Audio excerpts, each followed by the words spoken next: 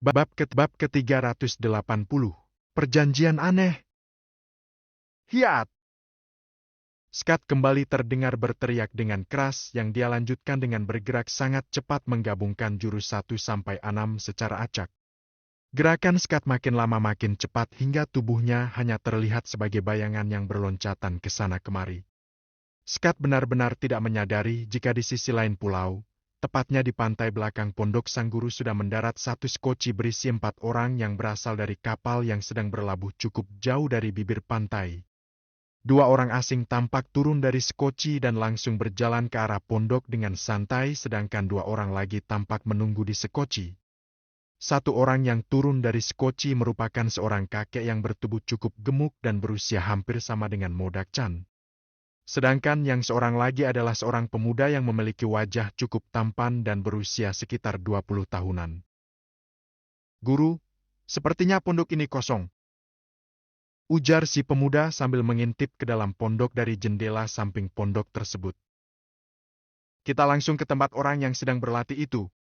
Aku yakin jika dia pasti murid si Modak. Ujar sang kakek gemuk. Tanpa menunggu tanggapan muridnya, si kakek gemuk langsung berkelebat, lenyap dari tempatnya berdiri, disusul si pemuda yang juga bergerak dengan sangat cepat ke arah Scott yang sedang fokus berlatih. Hah? Hah? Hah? Jurus cakar kucing yang bagus sekali.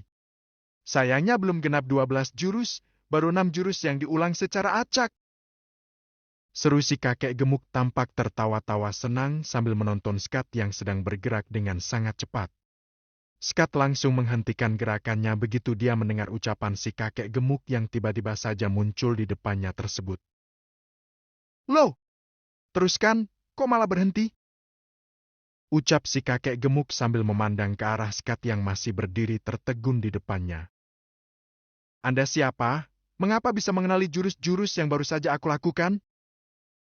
Tanya Scott dengan wajah heran dan mengambil sikap waspada sambil memandang penuh selidik ke arah si kakek gemuk.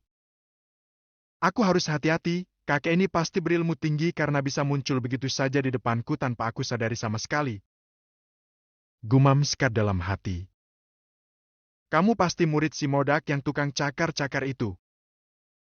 Sahut si kakek gemuk tanpa menjawab pertanyaan Scott. Baru saja si kakek selesai berbicara, tampak berkelebat bayangan seorang pemuda yang langsung berdiri di sebelah kakek gemuk. Orang yang baru datang ini cukup cepat juga gerakannya. Batin Scott sambil memandang ke arah anak muda yang baru saja muncul. Betul, kek? Aku muridnya kakek Modak-chan. Sahut Scott sambil tetap mengambil sikap waspada. Di mana gurumu sekarang? Tanya di kakek gemuk. Guru sedang ada keperluan di luar pulau. Sahut Scott tanpa berniat untuk menjelaskan secara lebih detail. Kapan dia akan balik ke pulau ini? Tanya si kakek lagi. Aku tidak tahu, bisa beberapa hari lagi atau mungkin juga beberapa minggu. Tukas Scott jujur. Sepertinya waktuku memang kurang tepat. Saat aku bisa mampir kemari, ternyata Modak-chan malah sedang pergi. Gumam si kakek gemuk seperti sedang berbicara dengan dirinya sendiri. Apa kamu memang baru diajari 6 jurus saja? Dari rangkaian 12 jurus cakar kucing andalan Modak itu? Tanya si kakek gemuk tiba-tiba.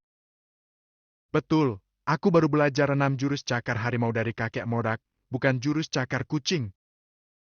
Sahut Scott sambil memandang si kakek gemuk dengan tatapan tidak suka karena dari awal datang seperti sengaja meremehkan ilmu bela diri andalan gurunya tersebut dengan mengubah nama jurus tersebut seenaknya sendiri. Hei, hei, hei! Kamu jangan gampang tersinggung seperti itu anak muda. Cakar kucing atau cakar harimau bukankah itu hanya sekedar nama? Bagiku tidak ada artinya sama sekali.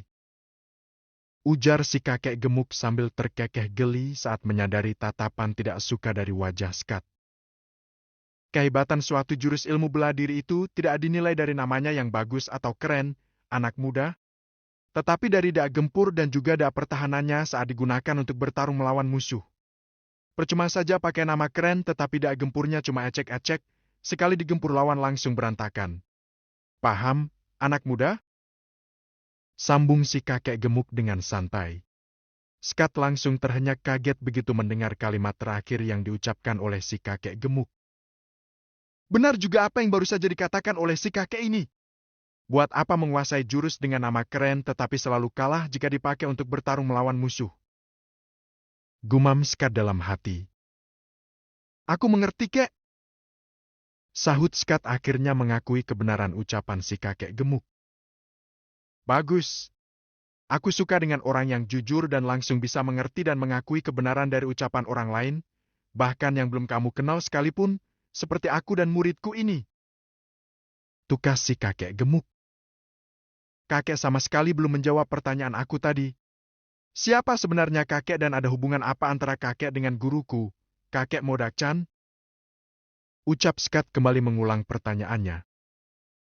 Aku teman guru kamu, sekaligus juga musuh abadi guru kamu. Orang-orang memanggilku si tinju baja, tetapi guru kamu si tukang cakar itu menjuluki aku sebagai si tinju karatan. Sahut si kakek gemuk seenaknya, tidak terlihat ada nada kesal sama sekali saat menyebutkan julukan yang diberikan oleh Modak-chan kepadanya. Musuh abadi? Tanya Skat sambil mengambil sikap lebih waspada lagi. Kamu tidak usah tegang seperti itu, anak muda. Hei! Hei! Hei! Ujar si kakek gemuk sambil tertawa. Aku dan guru kamu memang musuh abadi karena setiap kali bertemu kami selalu bertarung untuk saling mengalahkan dengan jurus andalan kami masing-masing. Aku dengan jurus tinjuku sedangkan Modak dengan juru wacakarnya. Lanjut si kakek gemuk. Aku tahu. Meski berkali-kali bertarung, di antara kalian berdua tidak pernah ada yang menang maupun kalah. Hasilnya selalu seri. Makanya kakek tadi mengatakan jika guruku adalah musuh abadi kakek. Potong Skat. Betul sekali. Lebih dari 10 kali kami bertarung dan hasilnya tetap berimbang, tidak ada yang kalah maupun menang. Padahal kami berdua sudah berusaha keras untuk terus memperkuat daya gempur jurus andalan kami tersebut. Sahut si kakek gemuk membenarkan tebakan Skat. Berarti niat kakek datang kemari hari ini adalah untuk kembali bertarung dengan guruku. Tebak Skat. Salah! Sahut si kakek gemuk cepat. Lalu untuk apa kakek datang kemari jauh-jauh menyeberangi Samudera Pasifik yang demikian luas? Tanya Skat penasaran. Aku sengaja datang kemari untuk meminta Modak-chan mengajarkan jurus cakar kucingnya kepada muridku dalam waktu 3 hari, dan aku akan mengajarkan jurus tinju bajaku kepada muridnya dalam waktu 3 hari juga. Sahut si kakek gemuk tanpa ragu sama sekali. Aku dan Modak telah mengikat perjanjian untuk melakukan hal tersebut sebagai cara terakhir untuk menentukan jurus siapa yang lebih unggul. Lanjut si kakek gemuk. Pada saatnya nanti, muridku dan murid Modak harus bertarung menggunakan jurus lawannya. Kamu menggunakan jurus tinju bajaku, sedangkan muridku akan menggunakan jurus cakar milik guru kamu. Siapa yang kalah, maka akan dianggap bahwa jurus gurunya yang lebih unggul. Pungkas si kakek gemuk mengakhiri penjelasannya. Yang kalah malah dianggap jurus gurunya yang lebih unggul? Bikin bingung. Batin Skat tidak begitu mengerti dengan penjelasan si kakek. Cuma untuk menentukan jurus siapa yang lebih unggul saja, mengapa menggunakan cara yang begitu ruwet? Mengapa kalian berdua tidak mengadu tenaga saja? Siapa yang tenaganya lebih kuat, dia yang menang. Ujar Skat mencoba memberi solusi. Hei, hei, hei! Saran kamu itu sudah kami lakukan dan ternyata tenaga dalam maupun kecepatan kami juga berimbang. Sahut si kakek gemuk sambil tertawa. Susah juga kalau begitu. Gumam Skat sambil menahan rasa geli di hatinya karena menganggap jika persaingan antara si kakek gemuk dengan gurunya itu adalah perbuatan yang kekanak-kanakan. Karena kamu adalah murid Modak-chan yang pertama bertemu denganku, maka aku harus mengajari kamu rangkaian jurus tinju baja milikku yang jumlahnya ada 10 jurus. Sambung si kakek gemuk. Tunggu dulu, kek. Aku tidak berani menerima latihan apapun dari kamu tanpa seizin guruku. Potong Skat cepat. Hei, hei, hei! Aku tidak peduli apakah kamu mau menerima jurus yang akan aku ajarkan atau tidak. Jika nanti kamu kalah saat melawan muridku menggunakan jurus yang akan aku ajarkan kepada kamu, maka berarti jurusku akan dianggap lebih unggul dan berarti juga bahwa kamu telah mengecewakan guru kamu. Apa kamu memang berniat ingin mengecewakan guru kamu? Sahut si kakek gemuk sambil tertawa. Meski masih merasa bingung dengan keanehan isi perjanjian antara si kakek gemuk dengan gurunya, Scott akhirnya memutuskan untuk mau menerima latihan ilmu tinju baja dari si kakek gemuk karena Scott tidak ingin kalah bertarung saat melawan murid si kakek gemuk dan tentu saja karena Scott tidak mau mengecewakan gurunya. Dia bertekad untuk mempelajari ilmu tinju baja dari si kakek gemuk dengan sepenuh hati agar bisa benar-benar menguasai ilmu tersebut. Bersiaplah. Siapa nama kamu? Tanya si kakek gemuk. Scott. Sahut Scott cepat. Oke, bersiaplah Scott. Perhatikan baik-baik gerakan yang akan aku tunjukkan ini. Untuk hari ini aku akan mengajarkan 4 jurus pertama, besok 3 jurus berikutnya dan lusa 3 jurus terakhir. Jelas? Lanjut si kakek gemuk. Jelas kek? Sahut Scott.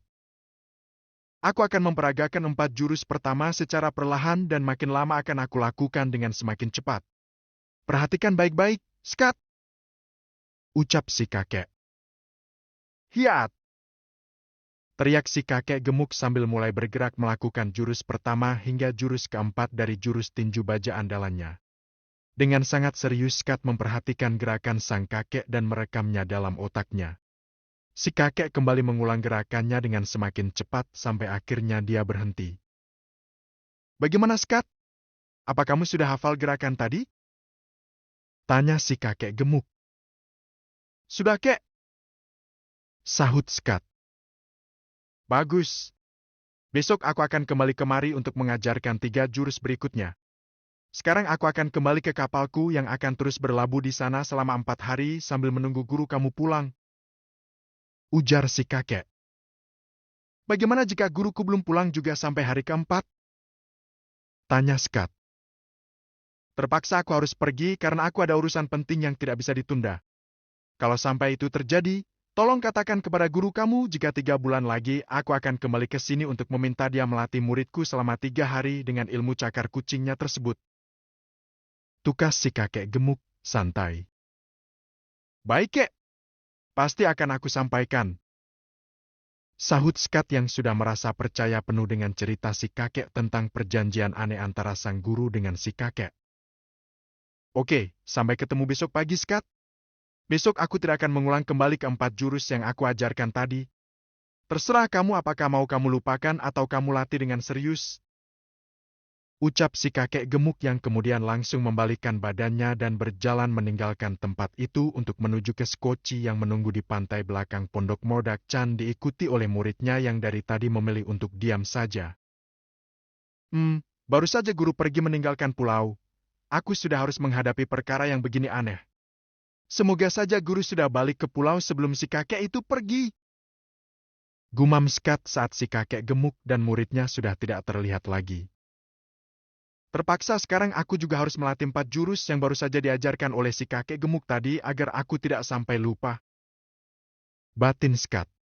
Dengan mengerahkan seluruh ingatannya, Scott segera berlatih menggunakan 4 jurus tinju baja yang baru saja diajarkan oleh si kakek. Dan tanpa kesulitan sama sekali, Scott bisa melakukan gerakan jurus-jurus tersebut secara sempurna. Scott terus saja mengulang-ulang gerakan 4 jurus tinju baja tersebut, semakin lama semakin cepat dan semakin bertenaga. Scott baru berhenti bergerak saat dia merasa sudah benar-benar hafal keempat jurus tersebut di luar kepala dan bisa melakukannya secara refleks tanpa berpikir lagi. Setelah itu, Scott kembali berlatih jurus cakar harimau hingga matahari sudah benar-benar tenggelam di ufuk barat dan pantai tempatnya berlatih mulai diselimuti oleh kegelapan sebelum akhirnya dia memutuskan untuk beristirahat dan kembali ke pondok.